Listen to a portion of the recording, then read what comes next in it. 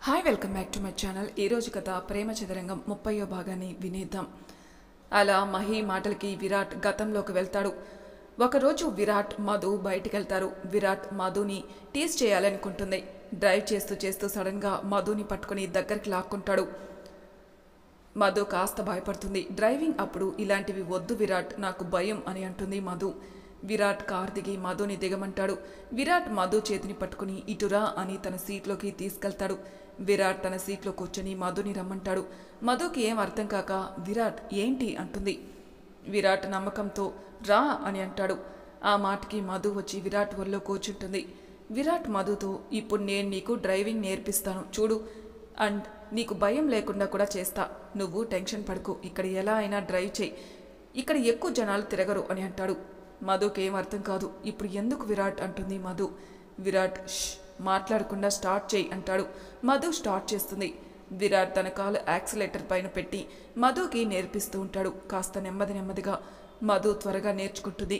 తర్వాత మొత్తం కంట్రోల్ మధుకి ఇస్తాడు. 1 గంటకి కాస్త నెమ్మదిగా నేర్చుకుంటుంది మధు. కాసేపు చేసి ఆపేస్తుంది. ఎందుకు నేర్పిస్తున్నా విరాట్ అని అడుగుతుంది. విరాట్ మధుని వెనక్కి నుండి గట్టిగా పట్టుకొని, ఎందుకంటే నా మధు దేనికి భయపడకూడదు కాబట్టి, కార్ని హ్యాండిల్ చేయడం నడిపేవాడిలో ఉంటుంది. మధు, ఇప్పుడు నువ్వు డ్రైవ్ చేసావు కదా, నీకు కొంచెం ధైర్యం వచ్చిందా లేదా అంటాడు. మధుకు అర్థమవుతుంది. తన విరాట్ని చూసి నవ్వుతుంది. విరాట్, మరి నేర్పించినందుకు మా గిఫ్ట్ ఏది అని అడుగుతాడు. మధు అర్థం కానట్టు మొహం పెట్టి ఏం కావాలి చెప్పు అంటుంది. విరాట్ నవ్వి మధుని తన వైపుకి తిప్పుకుంటూ మధు పెదవుల్ని తడుముతాడు. మధుకు అర్థమవుతుంది. మధు విరాట్ని దగ్గరికి తీసుకుని నుదుటిపైన ముద్దు పెడుతుంది. విరాట్ మధుని గట్టిగా హక్ చేసుకుంటాడు. మధు అలానే ఉండిపోయి అతనితో అంటూ ఉంది ఇలా, నీతో ఉంటే నాకు ఎప్పటికీ భయం అనేది ఉండదు విరాట్, ఎందుకంటే నువ్వే నా ధైర్యం అంటుంది. విరాట్ మధుని ఇంకా గట్టిగా హక్ చేసుకుంటాడు. అలా విరాట్ తన గతం గుర్తు తెచ్చుకుంటూ అతని కళ్ళల్లో నీళ్లు తిరిగాయి. మహి అతన్ని చూసి కంగారుగా విరాట్ భుజాన్ని పట్టుకుని, విరాట్ ఏమైంది, ఆ కన్నీళ్ళేంటి అని అడుగుతుంది. విరాట్కి మధు బాగా గుర్తుకొస్తుంది. అతను వెంటనే కార్ దిగి కీస్ వ్యాలెట్ పార్కింగ్ చేసి పార్కింగ్ వాడికిచ్చి పార్క్ చేయమని చెప్పి లోపలికి వెళ్ళిపోతాడు. మహి విరాట్ని చూస్తూ కార్ దిగి లోపలికి వెళ్తుంది. ఏమైంది విరాట్కి అనుకుంటూ. లోపలికి వెళ్ళాక విరాట్ నార్మల్ అవుతాడు కాస్త. మహి అతని వెనకే వస్తుంది. విరాట్ తనని చూసి, అరగంటలో ఫినిష్ చేయి, నేను ఇంటికి వెళ్ళాలి అని చెప్పి ఇంకో మాట మాట్లాడకుండా అతను జెంట్స్ సెక్షన్ వైపు వెళ్తాడు. మహి కూడా అతన్ని చూసి శారీ చూద్దామని వెళ్తుంది. తనకి ఒక పీకాక్ కలర్ శారీ చాలా బాగా నచ్చుతుంది. అది ట్రయల్ వేద్దామని ట్రయల్ రూమ్కి వెళ్తుంది. ఈలోపు విరాట్ అక్కడికి వచ్చి మహి కనిపించకపోయేసరికి అక్కడున్న వాళ్ళని అడుగుతాడు. వాళ్ళు తెలియదని చెప్తారు. విరాట్ ఏమైంది, ఎక్కడికి వెళ్ళిందో అని చూస్తూ వెనక్కి తిరిగేసరికి తన ఎదురుగా మహి చీర కట్టుకుని ఉంది. విరాట్ని చూసి ఎలా ఉంది అని అడిగింది కళ్ళతోనే. విరాట్ మహిని అలా చూస్తూ ఉండిపోయాడు. అంత బాగుంది, జ్యువెలరీ ఏమీ లేకుండానే. మహి మళ్ళీ అడుగుతుంది. విరాట్ ఈ లోకంలోకి వచ్చి జస్ట్ తల ఊపి అక్కడున్న సేల్స్ గర్ల్కి అది ప్యాక్ చేయమని చెప్తాడు. మహి ఆనందంగా వెళ్ళి డ్రెస్ మార్చుకొని వస్తుంది. ఇద్దరు అక్కడి నుండి వెళ్తారు. విరాట్ మహిని మూర్తి ఇంటి దగ్గర దింపడానికి కారు ఆపుతాడు. మహి దిగుతూ సడన్గా ఆగి విరాట్ వైపు తిరిగి విరాట్ని హక్ చేసుకుంటుంది. చాలా థ్యాంక్స్ విరాట్ అని చెప్పి కారు దిగుతుంది. విరాట్కి మహి ఎందుకు థ్యాంక్స్ చెప్పిందో అర్థం కాదు. వెళ్తున్న మహి వంక ఏమీ అర్థం కాక అలానే చూస్తూ ఉంటాడు. ఆ రోజంతా రిసెప్షన్లో ఏర్పాట్లో ఉంటారు. సీతకి గౌతమ్కి డౌట్గానే ఉంటుంది. విరాట్ ఇంత కామ్గా ఎలా ఉన్నాడా అని.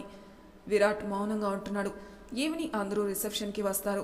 మహి ఇంకా అక్కడికి రాదు. విరాట్ కూడా రూమ్లో ఉండి వెయిట్ చేస్తున్నాడు పిలిచే వరకు. కాసేపటికి మహిని తీసుకొని రాధా సావిత్రి వాళ్ళు వస్తారు.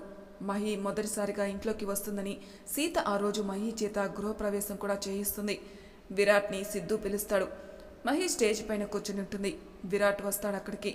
మహి విరాట్ని చూస్తూ ఉండిపోతుంది. విరాట్ అంత హాట్గా ఉన్నాడు తను వేసుకున్న డ్రెస్లో.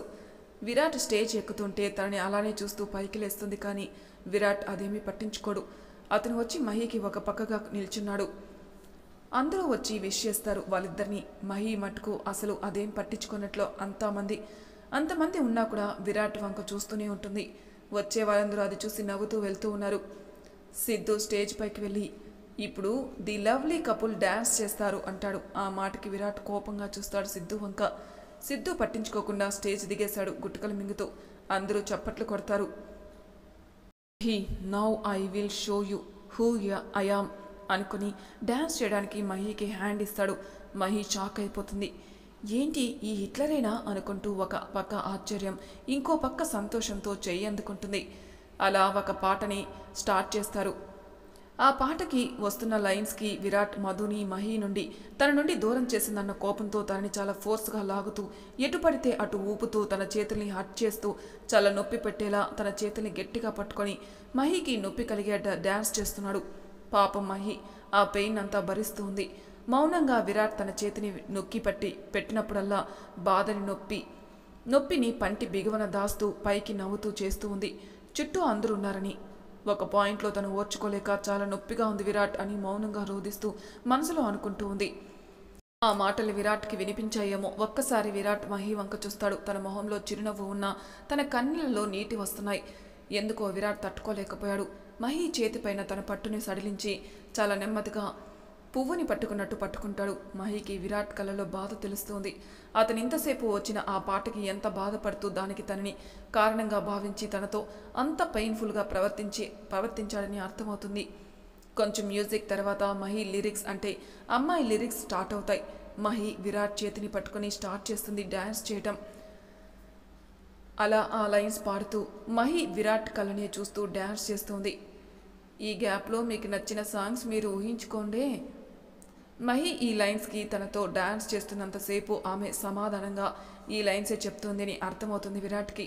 కానీ అతని మూర్ఖత్వం, అతని మంకు పట్టు, అతని మొండి ఇవన్నీ కలిసి మళ్ళీ తన లైన్స్ వచ్చేటప్పటికి పాడుతూ ఉంటాడు.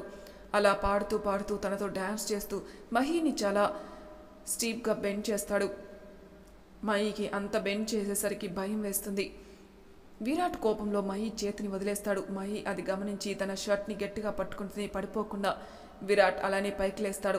మహి కూడా అలానే తన షర్ట్ పట్టుకొని పైకి లేస్తుంది. విరాట్ మహి కళ్ళలోకి చూస్తూ ఉంటాడు చాలా కోపంగా. కానీ మహి విరాట్ వైపు ప్రేమగా, ఆశగా, అమాయకమైన తన మొహంతో బాధగా చూస్తూ ఉంటుంది. ఆ క్షణాన్ని, ఆ చూపుని ఎందుకో విరాట్ తట్టుకోలేకపోయాడు. వెంటనే మహిని స్టేజ్ పైన చెయ్యి వదిలేసి స్టేజ్ దిగిపోతాడు. కానీ మహి మెడలోని చైన్ తన డ్రెస్కి ఇరుక్కుంది. ఎంత స్పీడ్తో అయితే తిరిగాడో డబుల్ స్పీడ్తో ఆగిపోయి ఇటువైపుకి తిరిగాడు. ఎంత తీసినా అది రాలేదు. విరాట్ చాలా అసహనంగా దాన్ని విప్పాలని ట్రై చేస్తాడు. కానీ అది అతనికి రాలేదు. మహి తన చేతుల్ని పెడుతుంది. విరాట్ తల ఎత్తి మహి వంక చూస్తాడు. తను విరాట్ కళ్ళలోకి చూస్తూ ఆ చైన్ని విడదీస్తుంది. విరాట్ ఆ కళ్ళని చూడలేకపోతున్నాడు. అతను ఆ చూపులకి లొంగిపోతున్నాడు. దాన్ని అతను భరించలేక don't look at me like that, don't Mahi don't అని ఆమె భుజాలను పట్టుకొని ఫోర్స్గా లాగి చెప్తాడు కాస్త గట్టిగానే. అందరూ అతని మాటలకి ఏమీ అర్థం కాక చూస్తూ ఉంటారు. గెస్ట్లు అందరూ కుసకుసగా మాట్లాడుతూ ఉంటారు. గౌతమ్ అది గమనించి స్టేజ్ పైన ఉన్న విరాట్ దగ్గరికి వెళ్ళి నవ్వుతూ మాట్లాడుతున్నట్టు విరాట్ వంక చూసి, విరాట్ ఇక్కడ ఏమీ మాట్లాడదు దయచేసి అని అంటాడు. విరాట్ కాస్త వెనక్కి తగ్గుతాడు. గౌతమ్ అలానే నవ్వుతూ మహిని విరాట్ని తీసుకుని కూర్చోబెడతాడు. మహి కళ్ళల్లో నీళ్లు తిరిగాయి కానీ ఆపుకుంటుంది. విరాట్ అసలు తన్ని చూడలేకపోతున్నాడు. అతనికి ఆ చూపు చూస్తున్నప్పుడల్లా మహి పెళ్లిపెట్టెల మీద ఆ రోజు జీలకర్ర బెల్లం పెట్టినప్పుడు ఆ చూపే, ఆ నవ్వే విరాట్కి పదే పదే గుర్తుకొస్తుంది. ఎందుకో అతను ఆ చూపుని సహించలేడు. అలా మొత్తానికి రిసెప్షన్ అవుతుంది. అందరూ ఒక్కొక్కరిగా వెళ్తున్నారు. చివరిగా విరాట్ లేచి పైకి వెళ్ళిపోతాడు. మహి కూడా లెగిసి మౌనంగా వెళ్తుంది. రాధా, సావిత్రి, మూర్తి అందరూ మహికి తోడుగా వెళ్ళిపోతారు ఇంటికి. విరాట్ పైన రూమ్లోకి వెళ్ళి ఎందుకు నేను తనని బాధ పెట్టలేకపోతున్నాను? తను బాధ పెడితే నాకెందుకు ఈ నొప్పి? ప్రతిసారి ఇలానే జరుగుతుంది. తన కళ్ళు చూస్తుంటే ఎందుకు నేను అదుపులో ఉండలేకపోతున్నాను? ఎందుకు నా మనసు ఊగిసలాడుతుంది? Mahi, I hate you. నువ్వు నన్ను ఒక మనిషిగా చంపేస్తున్నావు. ఎందుకు మహి, ఎందుకు నువ్వు నా లైఫ్లోకి వచ్చావు అనుకుంటూ చుట్టూ ఉన్న వస్తువుల్ని ఎలా పడితే అలా విసిరేసి చెల్లా చెదురు చేస్తూ అలసిపోయి కూర్చుంటాడు. తన మెదడులో తనకి మహికి మధ్య జరిగిన ప్రతి పరిచయం గుర్తుకొస్తోంది. ఎంత వద్దు అనుకున్నా తనకి మహినే కనపడుతుంది తన కళ్ళల్లో. విరాట్ లేచి ఫ్రెష్ అయి వస్తాడు. ఆ ఆలోచనలు తట్టుకోలేక వచ్చి సెట్ ఓపెన్ చేయగానే తన కళ్ళకి స్పార్క్ కనిపిస్తుంది. విరాట్కి ఆ రోజు ట్రాఫిక్లో తను బాధపడుతున్నప్పుడు ఒక అమ్మాయి ఒక లెటర్ ఇచ్చేది గుర్తుకొస్తుంది. అందులో ఆ అమ్మాయి తనకి ధైర్యం చెప్పింది, తన బాధ తెలుసుకుంది, ఓదార్చింది, అన్నీ గుర్తుకొస్తాయి. విరాట్ ఆ స్కార్ఫ్ని పట్టుకొని బెడ్ పైన కూర్చుంటూ ఆ స్కార్ఫ్ని చూస్తూ, ఫ్రెండ్, నా బాధ నీకెలా తెలిసింది? నిన్ను నేను చూడలేదు కానీ నా బాధ నీకు అర్థమై ఆ రోజు నాకు ఒక లెటర్ రాసిచ్చావు. నిన్ను చూడలేదు కానీ ఎందుకో ఈరోజు నువ్వు చెప్పిన ధైర్యమే నాకు ఇచ్చింది. ఇంక నుండి నేను నీతో అన్నీ చెప్తాను, నా ఫీలింగ్స్ అన్నీ. నువ్వు ఎవరో తెలియదు ఫ్రెండ్, కానీ ఈ రోజు నుండి నువ్వు నేను ఫ్రెండ్స్ అనుకుంటాడు ఆ స్కార్ఫ్ని చూస్తూ. దాన్ని కాసేపు అలాగే పట్టుకొని చూస్తూ ఉండిపోతాడు.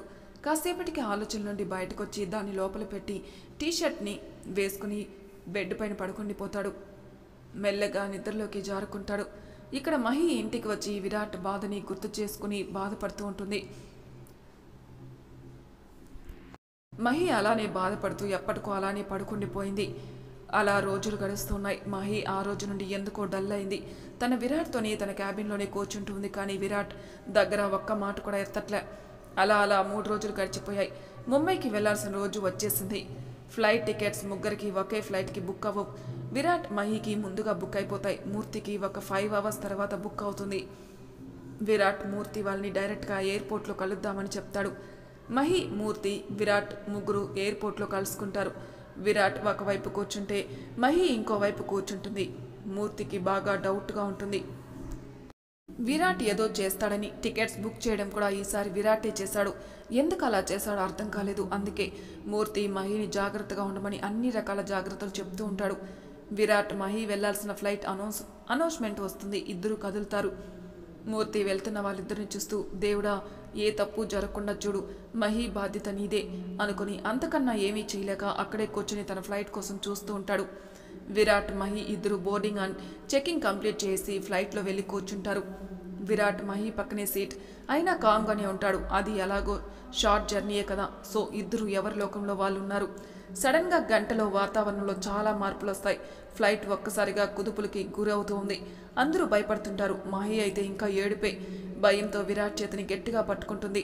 వాళ్ళ ఎదురుగా ఆక్సిజన్ మాస్క్ ఊడిపడుతున్నాయి. పైన లగేజ్ పెట్టిన డోర్స్ ఓపెన్ అండ్ క్లోజ్ అవుతున్నాయి. ఆల్మోస్ట్ అందరూ ఏడుపులు పెడబొబ్బులు అరుస్తూనే ఉన్నారు. మహి కామ్గా ఏడుస్తూనే భయంగా విరాట్ వైపు తిరిగి చూస్తూ ఉంది. అతను ఎంతో ప్రశాంతంగా కళ్ళు మూసుకుని పడుకొనున్నాడు. మహి ఆశ్చర్యంగా విరాట్ అని పిలుస్తుంది ఏడుపు గొంతుతోనే. విరాట్ కళ్ళు తెరుస్తాడు. కానీ మహి వంక చూడడు. భయంగా లేదా అని అడుగుతుంది. విరాట్ ఒక నవ్వు నవ్వి ఎందుకు అని అంటాడు. చచ్చిపోతామని అంటుంది మహి. విరాట్ లేదు, నా మధు దగ్గరికి వెళ్తున్నానుగా అంటాడు. మహి వైపుకు తిరిగి ఏ నీకు చచ్చిపోతానేమో అని భయంగా ఉందా అంటాడు. మహి విరాట్ చేతిని చుట్టుకుని అతని భుజం పైన తలపెట్టి గట్టిగా కళ్ళు మూసుకొని, అవును విరాట్, నీతో కనీసం ఒక్కరోజు కూడా భారీగా ఉండకుండా నీ ప్రేమ పొందకుండా చచ్చిపోతానేమో అని భయంగా ఉంది అంటుంది. ఆ మాటకి విరాట్ షాక్ అయిపోయి తల తిప్పి మహి వంక చూస్తాడు. ఆమె భయంగా తన చేతిని పట్టుకుని కళ్ళు మూసుకునింది. ఆమె భయం అతనికి తెలుస్తుంది. ఆమె స్పర్శ ద్వారా ఆమె కంటి నుండి కారుతున్న కన్నీరు చెప్తోంది ఆమె బాధ. అది చూసి విరాట్ తనని దూరం పెట్టలేకపోయాడు. అతను ఆమెని అలాగే ఉండనిచ్చాడు. ఫ్లైట్ చాలా గట్టిగా భయంకరంగా కుదుపులకి గురవుతోంది. మహి చెయ్యి అంతకంతకు విరాట్ని గట్టిగా చుట్టుకుంటుంది. ఏమనుకున్నాడో ఏమో, విరాట్ మహి చుట్టూ చేతులు వేసి తన దగ్గరికి తీసుకున్నాడు. తన నుదిటిన ముద్దు పెట్టాడు. ఇంకా దగ్గరికి తీసుకుంటూ, మహి కళ్ళు తెరవకుండాని ఇది చాలు విరాట్, ఇప్పుడు చచ్చిపోయినా పర్వాలేదు అంటుంది. అలానే విరాట్ గుండెల్లో తన మొహంని దాచుకుంటూ. విరాట్ ఏమీ మాట్లాడలేకపోతాడు. ఫ్లైట్ పెద్దగా శబ్దం చేస్తూ కిందికెళ్తోంది. విరాట్ మహిని అలాగే దగ్గరికి తీసుకొని మనసులో మధు నీ దగ్గరికి వచ్చేస్తున్నా అనుకుంటాడు. మహి గుండె గట్టిగా కొట్టుకుంటోంది, చాలా గట్టిగా వేగంగా.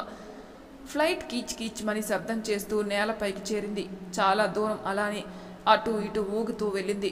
అందరూ అరుస్తున్నారు. సడన్గా ఆగింది ఫ్లైట్. అందరూ ఒక్కసారిగా ఊపిరి పీల్చుకున్నారు. ఫ్లైట్ని పైలట్ సేఫ్గా ల్యాండ్ చేశాడు. అందరూ దేవుడికి శతకోటి నమస్కారాలు పెట్టుకున్నారు. తమ వాళ్ళు బాగున్నారా అని చూసుకొని ఆనందపడ్డారు. విరాట్ కళ్ళు తెరిచి సేఫ్గా ల్యాండ్ అయిందని గమనిస్తున్నాడు. అతను నిట్టూర్చి కళ్ళు మూసుకుని తెరుస్తాడు. అప్పుడు చూస్తాడు తన గుండెలపై ఉన్న మహిని. తను ఇంకా భయంలోనే ఉంది. ఫ్లైట్ సేఫ్గానే ల్యాండ్ అయ్యింది అంటాడు తనని వదులుతూ. మహి అప్పుడు చూస్తుంది చుట్టూ. ఒకవైపు ఆనందంగా ఉన్న ఇంకోవైపు విరాట్ తనకి దూరంగా జరిగాడని బాధ. అందరికీ స్పెషల్ అరేంజ్మెంట్స్ చేసి స్పెషల్ ఫ్లైట్ ఏర్పాటు చేశారు. వాళ్ళకి ఎవరికైనా దెబ్బలు తగులుంటే వాళ్ళకి ఫస్ట్ ఎయిడ్ చేశారు. అందరినీ ఇంకో ఫ్లైట్కి తరలించారు. మహి విరాట్ ఒక్క మాట కూడా మాట్లాడుకోలేదు. అలా ఇద్దరు ముంబై చేరుకున్నారు. ముంబైలో దిగి లగేజ్ తీసుకోవడానికి వెళ్లారు. లగేజ్ కోసం వెయిట్ చేస్తూ తనది వచ్చేసరికి మహి తీసుకుని పక్కకు తిరిగేసరికి విరాట్ కనిపించడు. తన చుట్టూ చూస్తుంది, ఎక్కడా కనిపించడు. బయటకు వచ్చేస్తుంది, కంగారుగా అంతా చూస్తుంది, కానీ ఎక్కడా కనిపించడు. అప్పటికే సాయంత్రం అవుతుంది. వర్షాకాలం అవడం వల్ల త్వరగా చీకట్లు ముసురుకున్నాయి. బోరున వర్షం కురుస్తుంది. మహి మొబైల్ తీసి కాల్ చేస్తుంది. విరాట్ ఫోన్ లిఫ్ట్ చేయడు. మూర్తికి కాల్ చేయాలని చూస్తుంది, కానీ అతను ఇప్పుడే అక్కడ బోర్డ్ అయి ఉంటాడని, సో అతని ఫోన్ కూడా రీచ్ అవ్వదు. బయట చూస్తే వాన అసలే చీకటి అలుముకుంది. చుట్టూ అందరినీ చూసింది. ఎవరి పనుల్లో వాళ్ళు ఉన్నారు. ఆ వానలో అలా తడుస్తూ నిలబడిపోయింది. తన కన్నీళ్లు ఆ వర్షంలో కలిసిపోయాయి. అక్కడే అరుగుపైన కూర్చుండిపోయింది. ఎందుకు విరాట్, నేనంటే నీకు ఇంత ద్వేషమా? ఆడపిల్లని అని కూడా లేకుండా ఇలా ఒంటరిగా తెలియని ప్లేస్లో వదిలేస్తావా? ఎందుకు నన్ను వదిలేసా విరాట్ అని మనసులో అనుకుంటూ ఏడుస్తూ, ఇంకా తన బాధని ఆపుకోలేక ఏడుస్తూ తన మొహాన్ని 2 చేతుల్లో దాచుకుని అలానే ఏడుస్తూ ఉండిపోయింది. అలా తడుస్తూనే. మరి తర్వాయి భాగంలో ఏం జరుగుతుందో నెక్స్ట్ ఎపిసోడ్లో తెలుసుకుందాం. అంతవరకు నా ఛానల్ సబ్స్క్రైబ్ చేయని వాళ్ళు ప్లీజ్ సబ్స్క్రైబ్ చేసుకోండి. లైక్ చేసి షేర్ చేయండి. మీ అభిప్రాయాలు నాకు కామెంట్ రూపంలో తెలియజేయండి. Thank you for listening.